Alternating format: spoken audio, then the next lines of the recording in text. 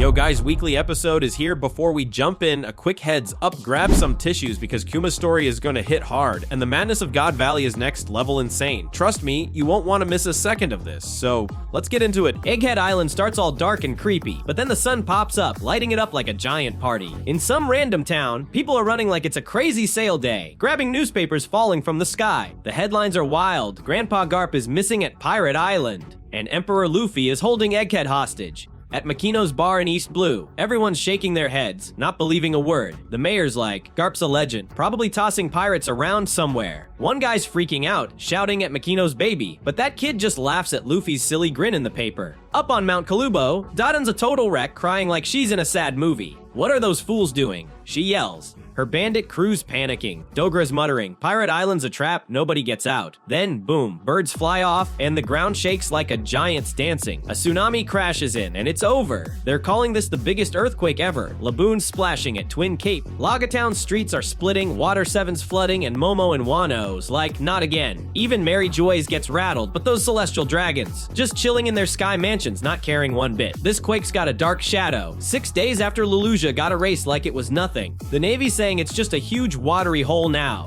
Seas are up a whole meter, beaches are gone, islands are underwater, and some guys yelling, "There's a shark in my living room." Fishermen are pumped, like, time to catch some dinner. Cut to Egghead, where the Navy shows up like it's a blockbuster movie. 100 warships, 30,000 soldiers, 9 vice admirals with grumpy faces, except Dole, who's looking amazing, and who's causing trouble. Kizaru, that shiny guy, going down on Chicken Ramen like it's no big deal. Sentamaru's sea beasts are throwing down, but Kizaru's like, oops, and blasts a robo, giraffe to pieces with his Yata no Kagami, bright enough to make you squint. Sentamaru's mad, shouting, stop hitting my beasts, uncle. Kizaru's all, it started it, relax. Sentamaru's not backing down, says Vegapunk made those pacifista lasers from Kizaru's powers, never thought he'd come to take out his own boss. Kizaru's like, the void centuries against the rules, man. I'm just doing what the Navy says. He blames the Straw Hats for stopping CP0's plan to get Vegapunk, but the news, it's all wrong, saying Luffy's got Vegapunk locked up. Morgan's is out here making up stories, and Saturn's loving every bit of it. On a warship, Saturn's sneaking around. One of those 5 elders guys whispering, don't tell anyone I'm here. Vice Admiral Dubberman's nervous, talking fast. CP0's gone quiet. Lochikaku Stussy got beat by Senamaru's pacifistas in the Fabrio phase. The Frontier Dome's locked up tight. Nobody's getting in or out. Saturn's glaring at Morgan's fake news like, what's really going on? Doberman says, Straw Hats, Vegapunk, his satellites, and 4 Seraphim are hanging out in the lab phase. The tech team left yesterday. We're tracking their boats. Saturn's cold. Sink those geeks. They know too much. Doberman's like, Bonney's with the Straw Hats. Saturn's all, she's just a little girl, let her go. This guy's okay with wiping out thousands of researchers, but gives Bonney a pass. What a villain. Then Kizaru's team catches a secret call. York's on a black Den Mushi, dialing up Mary Joy's like it's a hotline. The elders, Mars, Jupiter Neuro, are listening in like they're spying on a juicy chat. York's complaining, why are you trying to get me? I told on Stella. Mars is like, you're still a Vegapunk, tough luck. York's not scared. Egghead's mine now. I got Seraphim ready to roll. You want trouble? Jupiter's like, hold on, can you make that mother flame thing? York's laughing like a bad guy in a movie. The power plant's ready. Keep me in the lab safe, and I'll be your fancy celestial dragon. Mars gives in. Okay, deal. York's mood flips. Help. Luffy's gonna crush me. Cut to the lab phase. She's tied up Zoro's sword right by her neck. Luffy's smiling like it's a big joke. Usopp's shouting through the snail. We're using her to get out of here. Bonney's eating Sanji's pancakes, Nami's ready to swing, and York's freaking. We start with the Navy's point of view. Vice Admiral Dubberman is on deck, sizing up the situation. He says, no mistake about it, inside the Labophase research layer are 7 people, including Dr. Vegapunk himself, plus 4 Seraphim guarding them. He adds, we also think the Yonko Straw Hat crew, 10 members strong, is siding with them. Here comes Luffy. Stealing the spotlight, he grabs the Den Mushi from York, takes a big breath, and yells, hello. My name is Monkey D. Luffy. I'm the one who'll become the king of the pirates. His crew flips out shouting, whoa, whoa. Luffy, what are you talking about? But he keeps going. We have Dr. Vegapunk if you want to save York's life. Clear all the ships from the shore. York's wailing. Help Straw Hat's gonna kill me. While Marines listening and gasp, he's so evil he's as vicious as they say. News mogul Morgans loses it. What is he doing? What? Luffy-san, what is this all about? Is he threatening the 5 elders? He's making a mockery of authority as always. Mars asks, are you Straw Hat Luffy? And Luffy fires back, yes I am, is that a problem? Don't provoke them even more. And Mars presses, who is still alive in there? Luffy starts, well, some people are injured and but Robin cuts in with a clank, grabbing him. She scolds, why did you do that? Information is a weapon, you must not give it to your enemies. Luffy says, I see. Sorry, But now the ships will be gone. Usopp snaps. No way you think the Navy's that dumb. Luffy's bold hostage play has everyone on edge back with the fleet. Saint Saturn lays down the law to Doberman. He says, Stee Saturn, there are 3 things we must protect York's safety. Their brain punk records, and the power plant that creates the mother flame. All else is expendable. Doberman hesitates, but Rob Lucci and other Cypher Paul agents are still. Saturn cuts him off. I'm just talking about the worst case scenario. Don't lose sight of our highest priorities. You should consider human lives as nothing more than insects. They reproduce quickly, even if their numbers dwindle. Doberman swallows hard and says, yes, sir. The elders are ice cold. They'll sacrifice anyone to secure York, Vegapunk's brain data, and that mother flame power plant Luffy's threat isn't scaring them off yet. Inside the Labafes, tension explodes. York, still tied up, smirks at the Straw Hats. Listen, you fools, I made a pact with the 5 elders. If you touch me, you'll all get destroyed along with the island, just like Ohara. That hits a nerve, and Nami smacks her hard, yelling, that hurt? How could you say such a thing in front of Robin? I won't forgive you. York cries, I'll tell the 5 elders. Nami snaps, go ahead, and Zoro steps in. Whoa, she's unarmed, trying to cool things down. Chopper asks, Robin, are you feeling okay? And she smiles, yes, thanks to you, Chopper. He blushes, that doesn't make me happy, you fool. Vegapunk chimes in, I should thank you guys too. If it weren't for you, I would have been killed by York. Kaku, resting from his injuries, grumbles, we couldn't have done it alone. While we were running from the Seraphim, he came in at the right time. I just ran into you while looking for Ronoa. How pathetic I am, but I was against 2 Seraphim at the same time. Zoro smirks in the end, you were saved by me. And Kaku snaps, shut up, ouch. Then mutters, alright, go to sleep. Damn. While Usopp's on the comms, hey, are you guys behaving down there? The basement lights up. Usopp connects with the Cypher Paul agents who cheer. Straw Hats, thank you for the food. You guys saved our lives. So good, I feel alive again. I'm alive thanks to you guys. One says, hey, there are enemies, keep your voice down, but they beg, now just let us out of here. Usopp laughs. I'm glad that you're okay now, but that's too much to ask. They switch gears. Then could you at least relocate us? We can't relax with them around, someone asks. Is there a problem? I thought that the Seraphim were on your side. Another replies, yeah, but in case they go berserk, Frankie jumps in. They're safe, right, Vegapunk? He explains, of course. Those bubble balls are made of the same material as Pacifista Mark III's bubble shields, which even deflect cannon blasts. They're created with sea energy, so they're the perfect weapons for trapping devil fruit power users. An agent says, oh, I thought they were just ordinary bubbles, bah. And as Snake grumbles, how dare you trap me in this thing, bah. But adds, you don't need to be scared of us. None of us were ordered to kill you. We have no interest in you. The agents sigh. Oh yeah, then we don't need to worry. Frankie grins, but I'm grateful to you. Is Snake, you undid the petrifications on us. Vegapunk's confused. She did that. That's strange. I never programmed Ez Snake to do that, but flashback time, Luffy spots Ez Snake and yells, hey Hancock, they're my friends, please undo it. She's stunned. What? But he pleads. Come on, only you can save them, so please. Ez Snake stammers, alright, so just stop looking right at me, and undoes the petrification. Usopp marvels. Oh, is that what happened? Jinbe laughs. Even the original Hancock, a nasty piece of work, has a soft spot only for Luffy. How funny, her Seraphim is the same way. Vegapunk's mind is blown. Hancock, the information transmitted through the bloodline elements when producing clones is really interesting. Nami adds, Lilith was depetrified and let me use her bubble gun, so I could capture all the Seraphim at once. Luffy cheers, thank you for everything, Hancock, thank you. And as Snake blushes hard, what? Did you just say I love you? Atlas sounding the alarm. Stella, the communication system has been restored, but the Frontier Dome still won't open. Dr. Vegapunk grumbles. Heem. While York tied up in smug taunts, it's pointless, I protected it with a passcode. But my brain's not cinched with all of you, and I won't tell you. Lilith snaps, what should I do with you? But Edison steps in. Lilith, calm down. York keeps gloating. I'm protected by a code in the world itself. If we can't deactivate the barrier, we can't escape, and someone groans, what? Even after all I did to help us escape. Another voice snaps, I told you that didn't work. And I'm sure the world government never intended to let us off the hook in the first place. Stussy drops a bombshell. We're completely surrounded in all directions. Stella. There are about 100 ships of various sizes and 30,000 soldiers. Admiral Kizaru is there too. Vegapunk sighs. It's quite an event. As Stussy's welcome back, Stussy-sama coffee. She says, thanks. Vegapunk asks, tell me about the shipping route, and Nami checks her log pose. The log pose hasn't recorded the signal yet, but we have one steady needle from the land of Wano. It's pointing northwest. Vegapunk cuts in, oh, that'd be Elbaf. Luffy and Usopp explode Elbaf. Are we going there? Finally, they chant, Elbaf Baf, everyone's big because they're giants. Edison's puzzled, why are they so excited? Vegapunk explains, fortunately, your ship is in the Lubbo phase now. The Navy ships are off the shore in all directions. It's impossible to sail out of the port. The northeast direction we'd be heading is the backside of the island. Luckily, your ship is beside the Vegaforce 01. He adds, we could use the Vegaforce 01 to fly over the Navy's blockade, but that robot can only fly within the airspace over Egghead, so once it leaves the airspace, it'll quickly plummet. That's not far enough to escape. But Frankie jumps in. No, once we get that far, we'll use the Sunny's Coop to burst to fly even farther if we fly a kilometer away. They won't be able to catch us. Vegapunk stunned. What? That ship can fly that far. It flies on Cola. And Vegapunk says, great, let's go with that. The plan kicks into gear. Vegapunk orders Lilith use the Vegaforce Zero One to move Straw Hat ship to the backside of the island. Lilith cheers. I know, okay, but warns. First, we have to deactivate the Frontier Dome. York taunts. I won't tell you the code. Vegapunk Atlas and Edison shout, let's crack it, don't underestimate Vegapunk. Brooke muses, I guess we have a plan now. I don't think it's all gonna work out the way we want it to. But Usopp says, true, but we won't know for sure unless we try. Luffy declares, if you're gonna the Sunny, I'm coming with you. Let's leave for Elbaf already. Bonney adds, me too, I'll help you too. Frankie says, oh thanks, and they yell. All right, let's start the operation, Lilith says. Let's move the ship to the backside. The barrier could come down at any minute. Frankie warns, yeah, I hope that doesn't cause more problems. And Luffy asks, you don't want it to be down. Frankie replies, why do? But if we're gonna be able to escape, it means the enemy's attacks will be able to get through. Luffy goes, ah, you're right. Lilith admits, actually, this is my first time leaving the island.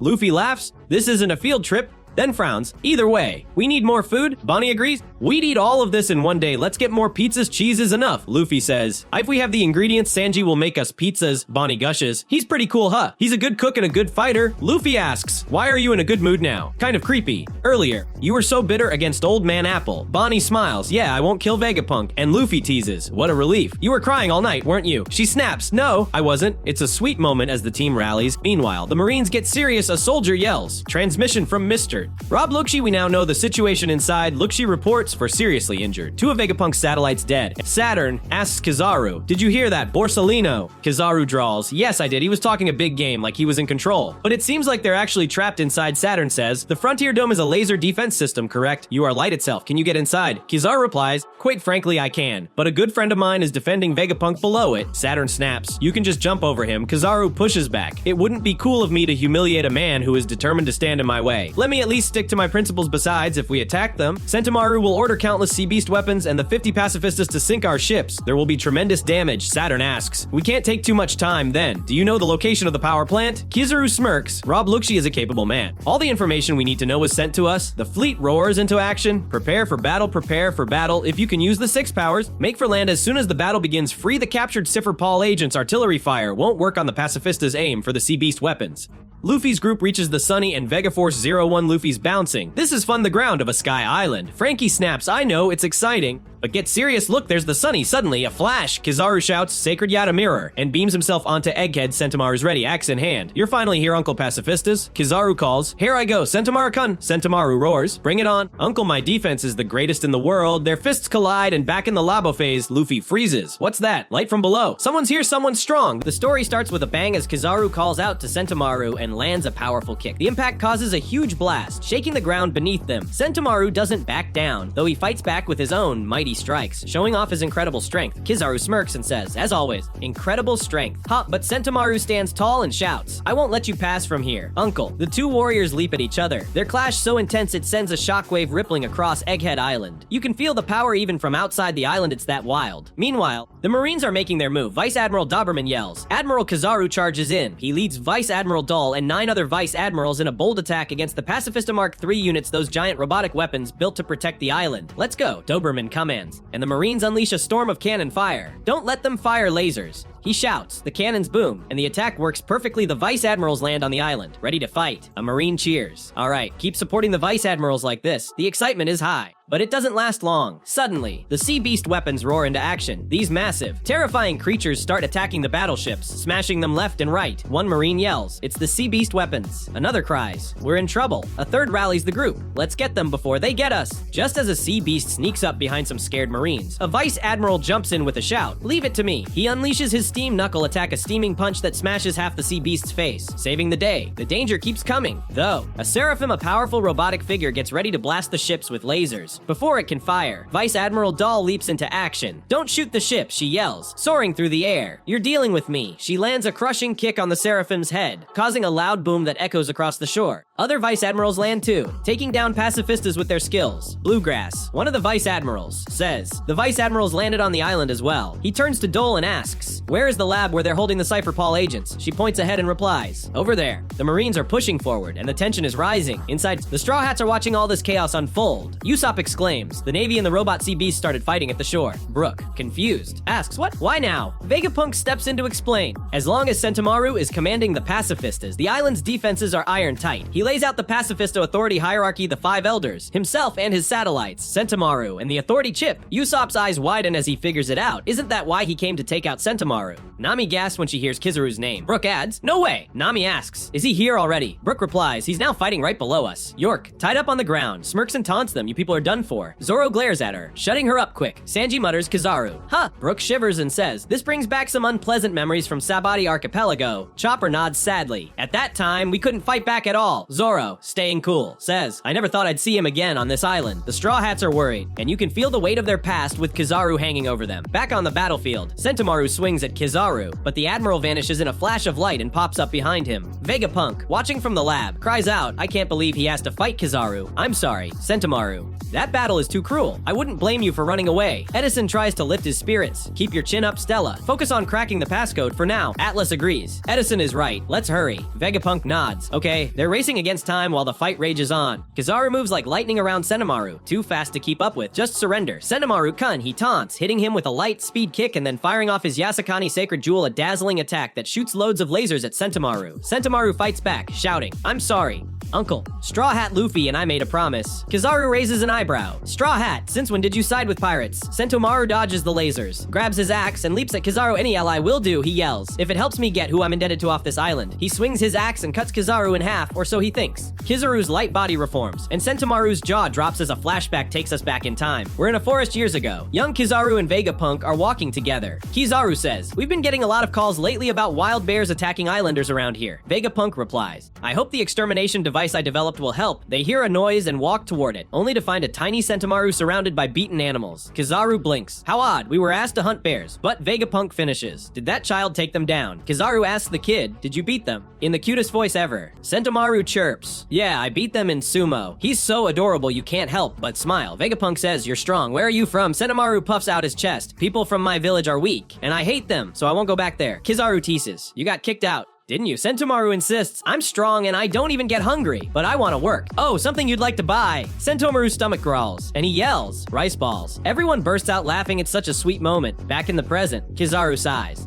You were so adorable. The flashback picks up again. Kizaru asks, work? Vegapunk nods. I guess you're confident in your physical strength. Kid, do you want to be my bodyguard? Sentomaru's eyes light up. Are you gonna hire me? I'll do it. Later, he's bouncing around Kizaru. Calling! Uncle! Uncle! Kizaru chuckles. Are you calling me? Sentomaru asks, how should I protect old man Punk? Kizaru grumbles. Uncle, makes me sound like some old geezer, but Sentomaru keeps going. Teach me how. Uncle, it's clear they had a special bond back then. In the present, Kizaru says, I did my best to teach you. Sentomaru kun. Sentomaru charges at him with his sumo strike, landing a hit that makes blood drip from Kizaru's mouth. But Kizaru doesn't flinch. But my defense is as strong as yours, he says. Sentomaru's eyes widen in shock as Kizaru points a laser at him. A massive explosion rocks the island, leaving Sentomaru down and the Marines staring in awe at the destruction. Kizaru walks over calmly and picks up the Pacifista Authority chip. Pacifistas, he says, your commander is unconscious, so the mission has changed. Work with the Navy ships to sink the Sea Beast weapons. The Pacifistas, who were attacking the ships, stop and turn their lasers on the Sea Beasts. One Sea Beast looms over a battleship. Marines running for their lives. When a Pacifista blasted in the head, one by one, the Sea Beasts fall. A Marine shouts, now is our chance. Let's follow the Vice Admirals. The tide of the battle is turning. Doberman gets on a call with Saturn, one of the 5 elders. The command to the Pacifistas has been overwritten, he reports. Saturn sighs. Such a waste to sink them, but if we have to choose, we choose the Pacifistas. Report the damage that has occurred in the last few minutes. Doberman replies, yes, sir. The Marines are winning, but at a cost. Back in the labo phase, Usopp yells, Sentomaru has been taken down. Vegapunk gasps. What? Chopper whimpers. But he was so strong, Nami mutters. Kizaru has no mercy. Vegapunk, tears in his eyes, urges, hurry up and deactivate the defense system. We can't let Sentomaru's efforts go to waste. Atlas nods. Okay, York sneers. It's pointless. I'm Vegapunk too. But no one pays her any attention. Kizaru looks up at the sky. Vegapunk warns. Kizaru is light itself. He can get past the laser barriers. Usopp panics. What? Does that mean he can get here? Vegapunk nods. Yes. Usopp trembles. We were once beaten badly by him. Kizaru grins. It's been a while. Straw Hats and shoots upward like a beam of light on the Vega Force 1, which is carrying the Thousand Sunny. Frankie shouts, hurry up.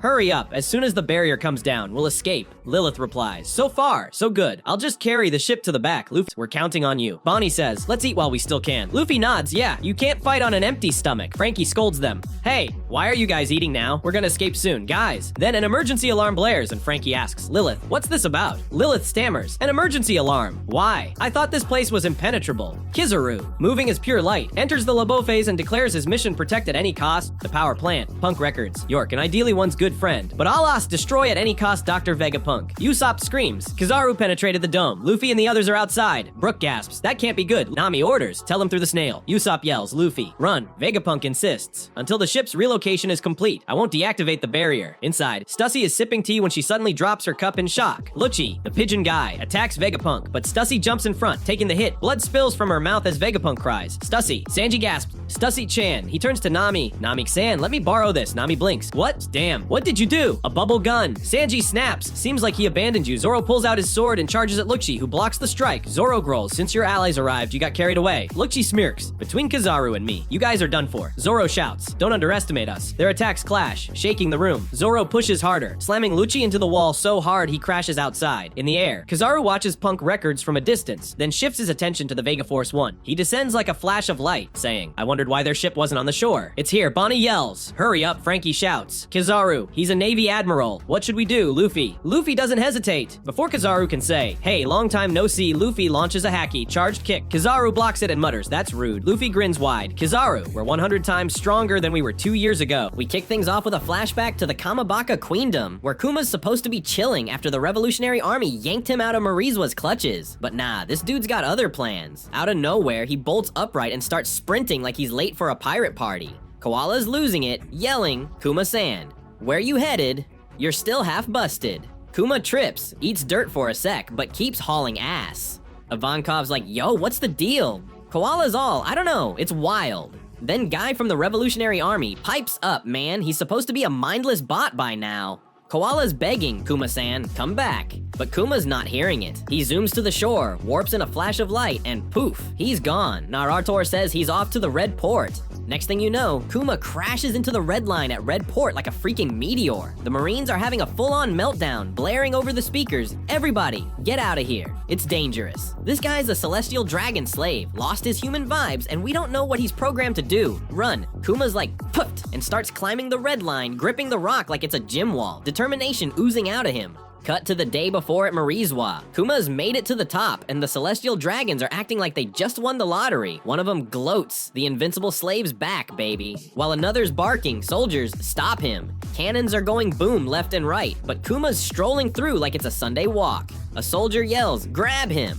They slap a chain around his neck, and the dragons are cheering, we got him. But hold up, something's fishy. A soldier gasps. What's he doing? Oh no, we're toast. Kuma's hands start glowing and he roars, Ursa shock. The blast hits like a nuke, shredding everything. Buildings, egos, you name it. Celestial dragons are flying like ragdolls. One of those snooty dragon sneers. What an insolent slave. Then, bam, Fleet Admiral Sakazuki, aka Akainu, struts in like he owns the place. He glares at Kuma, growling, what's your deal, Kuma? First the Revolutionary Army, now this. You're causing a whole mess. A soldier stammers, Fleet Admiral Sakazuki, but a celestial dragon stomps on his head, whining, you soldiers are useless. Hey, Akainu, I wanted lobster for dinner last night, but they were out. Another one chimes in, that's never happened before. What's up with Marizua's food supply? A third one's like, forget that, I got hurt. Akainu's not here for the drama. He locks eyes with Kuma, voice cold as ice. Here's the thing, Kuma, if we can't control you, we ain't letting a dangerous dude like you roam free. You're supposed to be a mindless husk. You're basically dead. Where are you even going? His hand lights up with magma, and he charges with a hellhound punch that melts half of Kuma's face. Akainu smirks.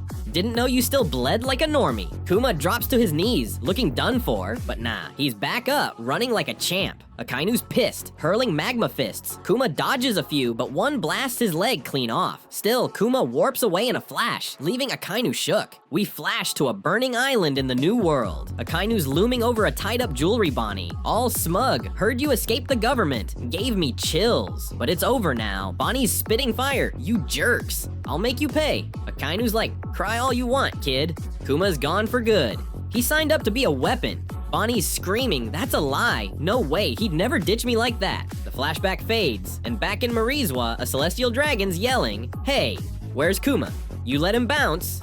You're the Admiral." Akainu's just standing there muttering, "Where you off to, puppet? You got no mind left." Now we're on Egghead Island, present day, and it's pure chaos. A Marine's shouting, pacifistas, Navy grunts, keep blasting, take out those sea beast weapons. The Pacifista Mark III lasers are lighting up, and those sea beasts are dropping like flies. Another Marine's like, storm the Fiberia phase, take the island. Kizaru's already in the Leba phase up in the clouds. Inside the Leba phase, Luffy's in Gear 4 Snakeman, unloading a fist storm on Kizaru. Gum Gum, Black Mamba. His punches are flying faster than you can blink. Kizaru's blocking with his light powers. All, not bad, kid. I see why you took down Kaido, but why is a pirate like you guarding Vegapunk? Luffy fires back, you tell me. Why are you trying to kill Old Man Apple? He swings hard, but Kizaru deflects with a kick, sighing. It's not like I wanna, then, whoosh. Kizaru shoots up into the sky like a rocket. Luffy's squinting. How high is this dude going? Floating up there,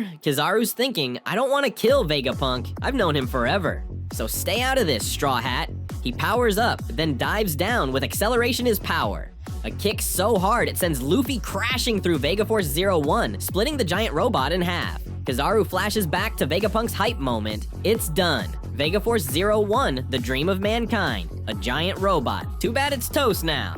Lilith, stuck inside Vegaforce 01, is screaming, "What's happening? I thought I was gonna die." She scrambles out as Frankie, Bonney, and the Thousand Sunny drop onto the clouds. Lilith sees sparks flying and yells, "Oh no! Frankie, Bonney, run! Vegaforce 01's gonna just run!" Boom! It explodes, sending them flying. Lilith's crying, "Our dream robot, gone." Frankie's fuming, "This ain't cool. Is the Sunny okay?"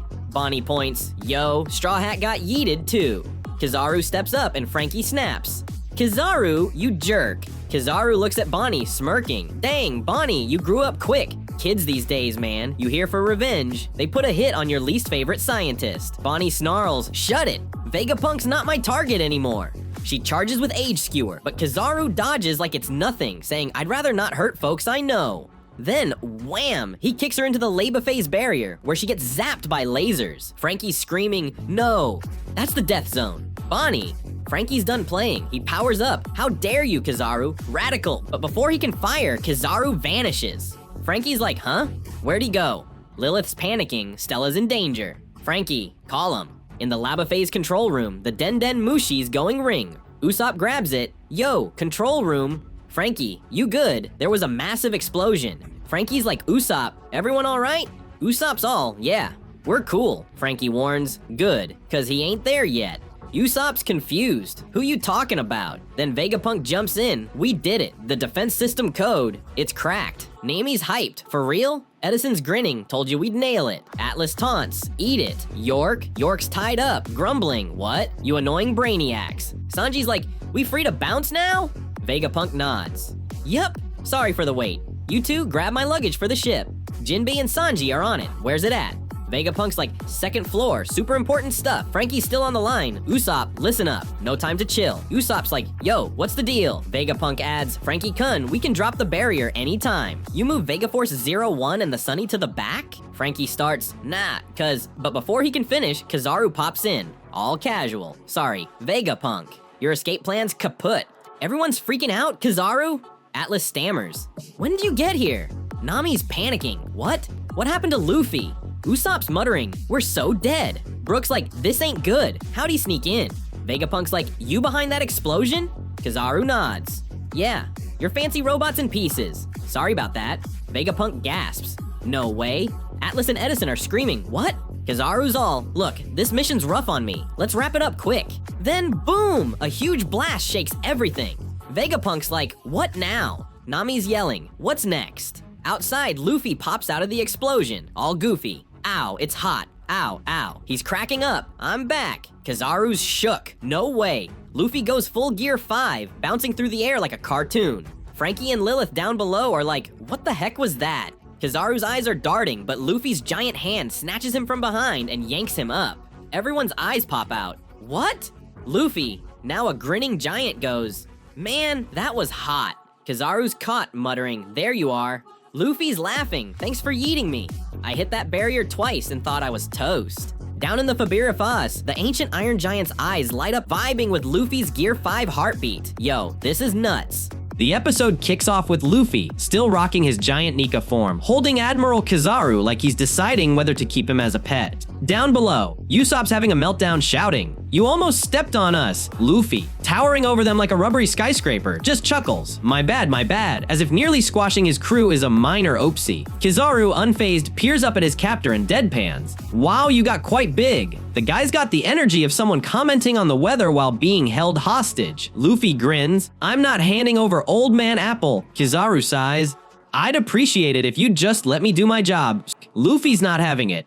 Standing up straight, Kizaru's still in his grip like a shiny action figure. Then the fun begins. Luffy starts spinning Kizaru like he's winding up a top, round and round, until he yells, "Here we go." Kizaru mid-twirl mutters, "Go easy on me, come on," sounding more annoyed than scared. With a flick of his wrist, Luffy hurls him like a fastball, sending the Admiral soaring across Egghead Island. Usopp and Chopper watch, eyes glittering with tears of awe, as Luffy cheers. Look at him go! Somewhere in the distance, Kizaru's probably regretting every life choice that led to this moment. Back on the ground, Brook's having an existential crisis, or at least pretending to. "I finally got to see Luffy's new form with my own eyes," he says, pausing dramatically before adding, "Oh, but I don't have eyes." He's cackling at his own joke, then keeps going. "It shook me to my core. Oh, I don't have a core either. The skeleton's on a roll, but Nami's not here for it." She smacks him square on the skull and snaps.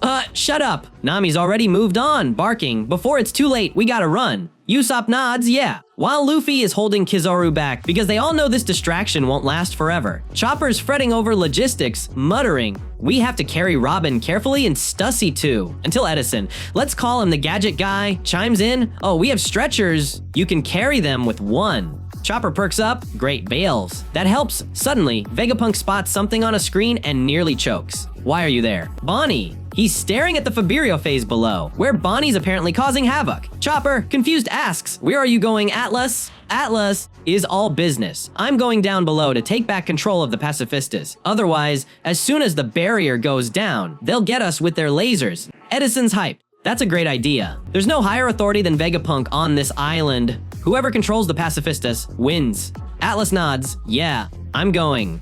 Vegapunk tries to stop her. "Wait, Atlas," then hesitates. "Well, but I will go with you." Usopp's flabbergasted. "What? You can't possibly go." Vegapunk blinks. "Why?" Usopp's practically begging. "Because this whole thing is about them trying to kill you." He's waving his arms. "Let's just wait here." But Vegapunk's not listening. Stubborn old man's got a mission. He grabs his Den Mushi and calls Frankie. "Frankie, Kun, do you hear me?" Frankie's voice booms back. "Yeah." Vegapunk drops the bombshell. It seems like Bonney is down there.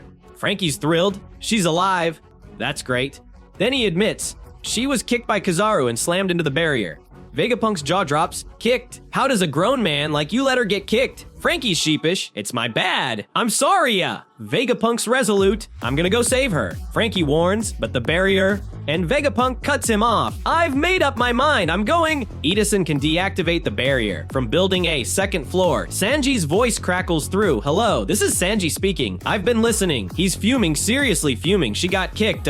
That's definitely unforgivable. His chivalry's in overdrive as he insists. "If you're gonna rescue Bonnie-chan, count me in." Jinbe, calm as ever, says Vegapunk. "We've picked up all your so-called luggage. I will head toward the rear exit. Let's all meet up there." Vegapunk nods. "Roger that. We have no time to waste." Edison, "I will leave the rest to you." Atlas adds, "Count on me." Vegapunk rallies. "All right, let's go, Atlas." And they're off, the call ending with a satisfying clank. Frankie's kicking himself. "If only I could have moved a little bit faster." Lilith snaps him out of it. "Come on, worrying won't do you any good. Just go. I will handle the rest here." Frankie strikes his iconic pose, arms crossed, chest puffed. "I'm going then." Lilith's exasperated. "Just go already. Take care of the Sunny." By the way, I can't believe Luffy was able to lob the formidable Kizaru so far. Frankie's proud. Of course he could. "Our captain will never be defeated." Down in the Fabirio face, Marines are sprinting, shouting, "Keep moving. Run, run, run." One spot's rustling in the bushes. Something just moved. Another calls, "Hey, you there? Come on." "It's this way." The guy replies, "Yes, sir." But Bonnie's lurking, whispering, "I guess it's dangerous here, too." She sneaks up on a Marine. "I'm right here." whacks him on the head, snags his gem, and turns him into a kid. Another Marine hears the scream. What was that scream? Bonney's on a tear, flipping between child and adult forms, kicking butts and aging Marines into toddlers or geezers. One's yelling, "Answer me." What's going on? She reverts to normal, smirking, and keeps fighting, taking down more with ease. A Marine on the Den Den Mushi reports, reporting in, "We've all been turned into children or old people." Another warns, "Damn, stay away from the town center. We believe Jewelry Bonney the Pirate is there. She's hiding somewhere. Be careful. She'll manipulate your age-old and child Marines grown. Somebody, get this off me." Where did she go? Others shout, "Find her. She must be around here somewhere." And take her down. Bonney ducks behind a wall, panting, "Damn-o." Marine spot something. "Right here, we found Sentomaru-o, but he's burned to a crisp." Bonney whispers, "Sentomaru." Flashback. As she fell from the labo phase, Sentomaru caught her wheezing. "Run, the Navy's coming." He collapses, and now hiding, she mutters, "Sentomaru, what should I do? Marines are closing in. Have you found her?" "No." "Go check that way." "Yes, sir." Bonney sighs. "I wonder if I can hide until it's all over." Back in the labo phase, Zoro's had enough. "Hey, come out already," he shouts. Rob Lucci's voice echoes, "Let us do our job, Roronoa. Don't get in our way." He slinks into the shadows for a surprise attack, but Zoro's not fooled. "Even if you hide, even if you move around, I can tell where you are because of that animal stench." Lucci lunges from behind, claws out, but Zoro dodges, and they clash, nails scraping swords, sparks flying. They trade blows, neither giving an inch until Zoro flips upside down, slamming Lucci into the clouds below. Luffy, still giant, laughs. "You're fighting. Zoro, want my help?" Zoro, dodging Lucci's claws, snaps. "No, I don't. Just focus on Kizaru." He charges his swords with haki. "If this is the best you can do, don't expect to get a chance to go up against our captain." Lucci smirks. "You're surely strong enough to be the number 2 of an Emperor of the Sea. Killing you would be rewarding." The tension's thick, Zoro's not playing around. Outside Egghead, Kizaru's still airborne, hands folded like he's napping mid-flight. "I'm going to fall into the sea," he muses, then zaps himself back with Yasakani's sacred jewel, splitting into multiple light clones. He zooms toward Luffy, who's floored. "What? Clones draw? Oima no Murakumo swords?" Slashing at him. Luffy dodges, but one nicks his cheek, drawing blood. He yelps, then retaliates with Gumdon Whip, kicking a few clones. It didn't work. Was it a holla holo? He grumbles, dodging lasers. They're shining. Too bright. He balloons back to giant size, and Kizaru quips, "This again." Luffy starts slapping clones like mosquitoes, but some escape, climbing his arms. Kizaru says, "Well, it's not so bad after all. A bigger target is easier to hit." They aim for his mouth, but Luffy blows them away with a puff of air. They cling to trees, then launch back. Luffy runs on air, cartoonishly panicked. Which one is the real one? He tricks them, lining them up. "Just kidding. Tricked you!" And flattens them with gum. Gum Dawn stamp. "Did I get the real one too?" He wonders, then sees a blast at the lab, eyes popping out. "I was the one who got tricked, eh?" Brooks yelling, "Hey, you let go of Usopp." Kizaru's got Usopp by the collar. "This is strange. Where did Vegapunk go?" "Will you tell me?" Usopp screams, "Luffy, ow." Luffy spots Vegapunk, Atlas, and Sanji in the Vegatank 8, shouting, "Old man Apple." Sanji's scrambling. "Wait, let me in." "Vegapunk!" "What's wrong? Why are you so upset?" Vegapunk's livid. "Don't touch her, damn Navy soldiers. I'm coming to save you now, Bonney. How could I leave a child like her in the lurch?" Atlas snaps. "Get in already. I permit you to ride. Just shove yourself in anywhere." Sanji's confused, "Shove myself," but squeezes in. Usopp groans. "That hurt." Luffy's frantic. "What are you doing?" "Stay in the building, or you'll get killed." Kizaru floats up. "Where do you think you're going, Vegapunk?" He points his laser, and Atlas panics. "We're in danger, Stella." Kizaru fires, but Luffy leaps in, eating the laser like it's a drumstick. Light leaks from his eyes and mouth as he struggles to hold it in, shocking everyone. Lilith stunned. He came back. Frankie by the Vegatank shouts, "Lilith, use General Frankie to carry the ship. I will catch this ride and meet you there." She replies, "Got it, Auden." As the Vegatank jumps, Luffy releases the light, causing a massive explosion. Vegapunk yells, "Edison." Now, Edison activates. "All right, Frontier Dome, partially deactivate, reactivate." Frankie's screaming, "We're falling, we're falling." But Vegapunk switches the vehicle mode, and it glides on clouds. Marines spot them. "Wait a minute, I thought so." That's Dr. Vegapunk. On the Den Den Mushi, a Marine reports, "This is the Fabirio phase on the island. I have a report. Dr. Vegapunk came down from the Labo phase above. Prepare to attack. Aim, aim. Guns and Pacifista Mark 3 as take aim, but Atlas pops out. Oh, all Pacifistas. Vegapunk has a new order. Wipe out all Navy soldiers on the island." Marines scream, "What?" As the Pacifistas turn and fire. Saturn sits, meditating hilariously, watching the chaos unfold. So we start off right after Vegapunk pulled a fast one, basically telling the Pacifistas, "Hey, switch sides." On the ground, the Navy soldiers are having a really bad day. You hear one soldier yell, "Oh no." This time and then the pacifistas zero in. Their robotic voices announce, target change, wipe out Navy soldiers. The soldiers are scattering like pigeons, yelling, "Get away from the pacifistas." Out on the Navy ship, Vice Admiral Doberman can't believe what he's seeing. He shouts, "Vegapunk must have overridden the order." The regular Navy guys are grumbling, "Geez, I can't believe we lost the pacifistas. Damn Vegapunk."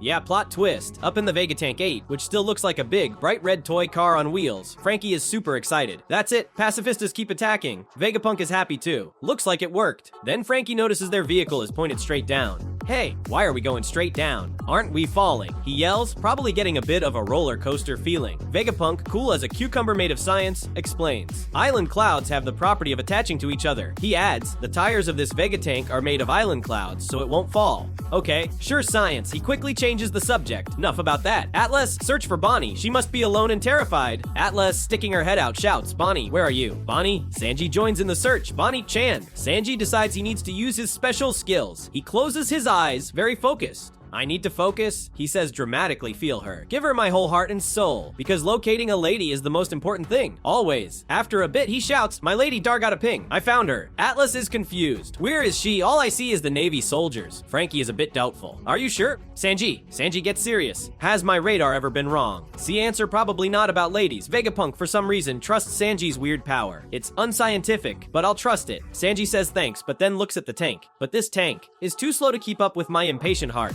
With that, he leaps out announcing, "I'm on my way." Bonney-chan. Down on the ground, a pacifista walks up to two Navy soldiers, attacks them, and keeps going. Bonney shows up, hiding behind a wall, feeling happy. "I'm glad that the pacifistas are on our side again." But suddenly, Navy HQ Vice Admiral Pomsky attacks her from behind. She dodges because she's quick. "I finally found you," he yells. "Jewelry Bonney the pirate. How could you do that to my men?" Other soldiers come running and start shooting at her. She dodges all the bullets. Then she uses her special move, NDE. She shoots the soldiers. They go down not dead, but completely knocked out. Pomsky is confused. "Hey, what's wrong, guys?" One soldier answers from the ground, sounding spaced out, "I crossed over to the other side." Hilarious. Pomsky yells at Bonney to come back, but a pacifista steps in front of her. "I won't let you go," it says. Bonney is shocked. "What? Why?" Then another Vice Admiral shows up. This is Bluegrass riding on a Pacifista Mark III. She explains proudly, "Even if it's just this one, I'm in control, regardless of the authority hierarchy. I can control anything I ride, because I'm a driving human who ate the ride fruit." She looks angry. "If I kill you, will the curse you have placed on our men be lifted?" The Pacifista she's riding starts to power up its laser to attack Bonney, but Bonney sees the face of Bartholomew Kuma, her father, on the robot. She freezes, unable to move, lost in her memories. "Dad," she whispers. Bluegrass shouts at her to undo the aging on her men. Just as the laser is about to fire, Sanji arrives. He kicks Bonney out of the way just in time. "Bonney-chan, you need to pay attention," he tells her. Bluegrass sees him. Black leg. Sanji says to Bonney, "I heard it. Kuma is your father, right?" He gets serious. "But you must accept that those are not him, or else you are." Before he can finish, the first Vice Admiral Pomsky, who attacks him with a move called Otter Hammer. Sanji dodges easily. One enemy after another. He sighs. Bluegrass tells her pacifista not to let them escape, but then other pacifistas still on Vegapunk's side attack her robot. Both Vice Admirals are suddenly too busy fighting the robots to stop Sanji. Vegapunk arrives in the Vegatank. "Bonney," he calls out. "Get in." Sanji, "Kun." Bonney. Atlas yells, "The pacifistas are on our side now. Let's head back up." Bluegrass is yelling at her robot to fight, but it gets punched and she falls off. The Vegatank drives away. Back in the Laba phase, the rest of the Straw Hats are carefully putting Robin onto a stretcher. Chopper is making sure she's comfortable. "Be careful. Put her on carefully." Usopp says he knows. Nami asks Robin if she's okay, and Usopp says she has to hold on a little longer. Robin thanks them. Nami says, "Okay, let's go." But Stussy, who was hurt before, says, "I'll stay." She adds, "I still have some work to do." Edison seems to understand. Stussy, he asks, then says, "Okay, then we'll just go." Usopp is surprised, but Edison insists. That's what she wants. "Let's go." Usopp argues a bit, but Nami just says, "We'll see you later then," as they leave Stussy behind. Now, things get really serious. We see Saint J. Garcia Saturn, one of the 5 elders, sitting on his ship. He stands up. "Get ready, from here things go wild. Your heart might want to run away." We see Zoro fighting Lucci, and it's as intense as you expect. Lucci pushes Zoro back and moves super fast, saying, "That's no use resisting. You can't defeat us." Zoro, cool as always, replies, and never learns. Kizaru shoots light at Luffy, who dodges easily, bouncing around like rubber. Kizaru chases him, saying, "We have our reasons." Luffy just yells, "I don't care." Back to Zoro and Lucci. Swords clash against Sharp Claws again. Lucci says, "You guys are toast." Zoro answers, "Bark all you want." We see Saturn for just a second, building up the big moment. Then Kizaru is back on screen, getting ready to kick. "I'm sorry," he says to Luffy, "but if I spend all my time on you, I won't be able to complete my mission." Luffy, being Luffy, dodges by stepping right on Kizaru. He says, "And that's my mission." Then we see quick shots of Luffy fighting Kizaru, Lucci fighting Zoro, and Saturn getting ready. It feels like everything is happening at once. Glass falls in Saturn's room, and then a huge strange power bursts out around the sea near Egghead. Everyone feels it and is shocked to Luffy, Kizaru, Zoro, Lucci, Chopper. Chopper yells, "Wait," Nami asks what's wrong, and Chopper says, "Well, I don't know what it is, but Jinbe feels it too." What's this unearthly presence? Dark clouds gather over the sea. Doberman is stunned. "I can't believe this. Saturn's room is now empty." Then, a voice is heard across the island. "Stand down, pacifistas." And they all just stop moving. In the Vegatank, Vegapunk is surprised. "What? The pacifistas stopped guarding us." Atlas tries to give orders. "Come on, pacifistas. Protect us. Follow my order." But they don't move. Atlas realizes the terrifying truth. The only ones who are above us on the authority hierarchy are the 5 elders. Suddenly, there's a big blast on the island and the Navy soldiers are shocked. Then a strange glowing 5-pointed star shape appears on the ground. A pentagram. The soldiers yell. They start running away. Frankie in the tank says, "What the oh?" Sanji, feeling the strange power, says, "This is odd. Get to high ground." Vegapunk agrees. From the sea, Doberman's voice comes over the speaker. "Soldiers on the island. Saint Saturn of the 5 elders will make landfall on Egghead. No one below the rank of Commodore may behold him." The soldiers are completely shocked. "An elder." The warning repeats as a huge explosion happens where the pentagram is. Sanji in the Vegatank yells, "What's that explosion?" Vegapunk can't believe it. The 5 elders. One of them came all the way to this island. Frankie asks, confused, "The 5 elders. Who the hell are they?" Vegapunk explains, "They're the highest authorities in the world." Bonney looks terrified hearing this. Then something big starts coming out of the pentagram. Sanji points. Something's coming out of there, and Saint Saturn appears with a scary entrance. Navy soldiers yell, "What's that? It's a monster!" One soldier looks right at him, even though they were told not to. Saturn sees the soldier and, with just a look, makes his head explode. It's messed up. Saturn speaks, his voice low. "Solid ground," he says. "It has been a while." His title pops up on the screen, Saint J. Garcia Saturn, Godhead of Science and Defense, 5 elders, highest authorities of the world government. Bonney yells, "What's that monster?" From above, Kizaru, still moving fast, shoots a laser at the Vegatank. They dodge the laser, but Kizaru hit the cloud road, and now they start to fall. Kizaru, looking a little guilty, says, "Oops, that was close." Vegapunk cries out, "Oh no, the island clouds." Sanji holds Bonney tight as they fall. Luffy comes running through the air, yelling at Kizaru, "Stop right there."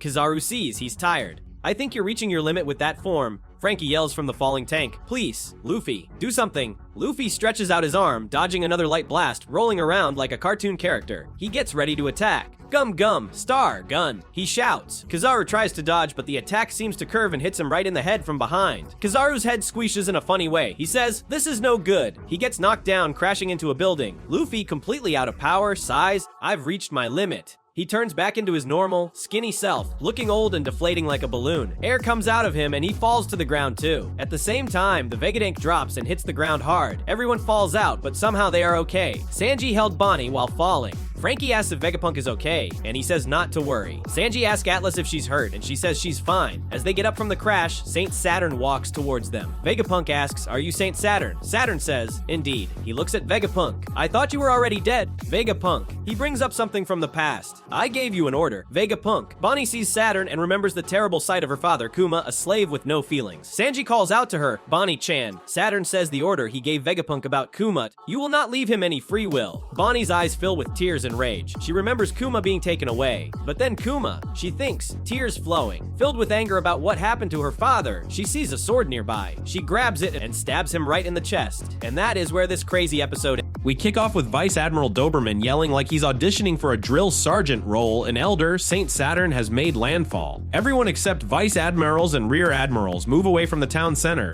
You should refrain from beholding his holy visage. The low-ranking Marines gape like tourists. What's really going on? Even the admirals are at the beck and call of just a single celestial dragon. An elder stands above all those gods. Such a being came all the way here from Mary Juace. One genius adds, "I've only seen them in portraits, because apparently Saturn's a rock star and they're not worthy of his backstage pass." Doberman ditches his ship and stomps toward the island, probably to polish Saturn's hooves. Meanwhile, Bonnie's still trying to turn Saturn into a pincushion. Vegapunk, the resident babysitter, screeches, "Bonney, what do you think you're doing?" Doberman lands, clutching his pearls. Saint Saturn, "How dare you, Jewelry Bonney, you stabbed an elder. He's one of the highest authorities in the world, everyone. Aim your weapons." Sanji, ever the drama queen, mutters, "This is no good," while Vegapunk doubles down, "Bonney, get away from him." Saturn, eyes glowing red like a discount Darth Vader snaps, silence insects. If I didn't want to get stabbed, I would have avoided it. Sanji loses his mind, only to get knocked flat by Saturn's creepy eye trick. Saturn mumbles, yanking the sword out. Frankie's gobsmacked. What? The blood has vanished. Saturn's basically a self-healing action figure, and the Marines are eating it up like it's a magic show. Doberman eager to score brownie points, barks, size Vegapunk and the others now. The Marines scramble, but Saturn waves them off like they're annoying flies. Wet you churls. No need to rush, they have nowhere to run. Just ready your weapons. The grunts snap to yes. Saturn saunters over to Kizaru, who's lying on the ground like a busted light bulb, and sneers, "That is not like you, working so sluggishly." Kizaru wheezes, "I apologize, I can offer no excuse, plus, I don't think I'll be able to move for a while." Saturn, unimpressed, mutters, "I see." Probably wondering why he hired this guy. Next, Saturn spots Luffy sprawled out like yesterday's laundry, and tries to skewer him with a leg spike. Frankie, in a rare burst of competence, shoves Luffy aside with strong right and scoops him up. Saturn, mildly entertained, says, "I see, so you people are the type of pirates that cooperate." Frankie puffs up, "Even a man on top of the world wants our captain's head." Saturn, unfazed, lists off Straw Hat Luffy, Jewelry Bonney. "Your participation in this battle was certainly unexpected. Should you fools be able to escape this island? Completely surrounded by the Navy, I would love to see it." He turns to Vegapunk with a smirk, "And you, Vegapunk. It is a pity that you betrayed us. Thank you for your many contributions to the Navy thus far." Then the kicker, "Who should I exterminate first? Name them in order of who you will grieve least to most. Because I want you to die regretting your rebellion against the world government." Charming guy. He uses his red eye mojo to knock Luffy out of Frankie's grip, and Bonney stirs, trying to wiggle free. Saturn tightens his hold, sneering. "Why do humans always want to do what is forbidden?" Sanji struggles. "This is strange." "Hey, can any of you move?" Frankie grunts. "No, I want to, but I can't. It's like I'm being held down." Atlas chimes in. "What's going on? Even with my strength, I can't move." Vegapunk, playing detective, mutters, "If this isn't something scientific, it must be a devil fruit power." Spoiler, it is. Everyone's pinned like bugs under Saturn's aura, and he's loving every second. Bonney, spitting venom, yells, "You killed my father." Saturn replies, "He was born into a slave caste, the descendant of a clan that once committed a grave crime against the world, the sole survivor of the extinct Buccaneer people." The Marines aim at her head, and Vegapunk pleads, "Guys, don't do it. Don't shoot. She is still a child." But good luck reasoning with Trigger happy grunts. In her mind, Bonney hears Kuma's voice as Bonney. "Ever since I was a child, I've always wanted to be a hero who could save the downtrodden and suffering. Just like Nikka, the warrior of liberation." He dances to Nikka's drumbeat, and Bonney asks, "Will he come and free me too?" Kuma smiles. "Of course." It's sweet until you remember how this story ends. Flashback 47 years ago, Sorbet Kingdom, South Blue. Kuma's born to clap a buccaneer and his human wife. "Congratulations." Clap beams. "I'm happy to see you." And Kuma's mom gushes, "Thank you for being born, Kuma." The doctor promises, "Don't worry, I won't tell anyone about Kuma's blood." Claps grateful, "Thank you." They're a happy little family until the government crashes the party 4 years later. Claps home, saying, "Thank you for waiting. Kuma, let's clean up and eat. Someone gave us freshly harvested potatoes today." Kuma chirps, "I'll help you with cleaning and cooking." Then the doctor bursts in, "I'm sorry, Clap, you need to run." The government's minions came to the hospital. Too late. Government goons kick the doctor aside, snarling, "You tried to help them escape." Kuma demands, "What do you people want?" They reply, "I think you know. You have to come with us." Gunfire rings out and Clap begs, "Wait, I'm the only one who has Buccaneer blood. My wife doesn't. Let her and my kid go. All you need is me, right?" No dice. Kuma's mom whispers, "Kuma, live your life, no matter how hard it gets." As she's dragged off, Clap adds, "We'll see each other again. Stay strong, Kuma." Kuma's left sobbing, "Mom, Dad." Cut to child Kuma, lifting weights for a celestial dragon who cackles. "Look, he's this young but this strong. He's a Buccaneer slave. Why can't you move faster?" Kuma cries, "That hurts. I'm sorry, later." Carrying more stuff, he's beaten again. "Stop crying, or I'll kill you." Then a reunion. Clap, battered, says, "Hey, Kuma, you've grown so much. Are you doing okay?" Kuma lies, "Yes, my master is very kind, so I'm so lucky." Clap nods, "Good." Kuma asked, "How is mom doing?" Clap breaks it. "Listen, Kuma, your mother's dead. She should be in heaven by now. I think she's better off that way." Kuma wails, "Why? I think I'd be better off dead too." Clap insists, "The warrior of liberation will come. He'll come to save you." Nikka, the sun god? Yeah. He dances. "It's the name of a legendary warrior. One day he'll come and take you out into the sun, to the free sea." Kuma sniffles. "Are you sure?" Clap nods. "Yes, I'm sure. Nikka's always laughing." And he'll make people smile with a rhythm like this. He dances until a celestial dragon shoots him dead, snarling, "Shut up, curtains for clap." Flashback 38 years ago, West Blue. The Celestial Dragons are hosting their triennial local hunting competition on God Valley. The announcer crows, "You've waited a long time. This is a triennial event to test your skills, the local hunting competition. This year, it takes place on an island unaffiliated with the world government, God Valley. This island, shamelessly named God's Valley, possesses rich natural resources, will hold a customary human hunt here, and the world government will own this island." The king roars, "How dare you? Are you gonna kill my people for sport? You're insane. This is our land." His queen warns, "Your Majesty," but Saint Garling slashes him down. A celestial dragon whines. "Wait a minute, Saint Garling, that was a false start. He's already taken down the king of the locals." Garling smirks. "The handicap will make the competition more interesting." Two fangirls swoon. "So cool." Another grumbles. "He lost a lot of points, but that felt good." The announcer adds, "As always, in addition to the local rabbits, we have a wide selection of problematic slaves and criminals to hunt.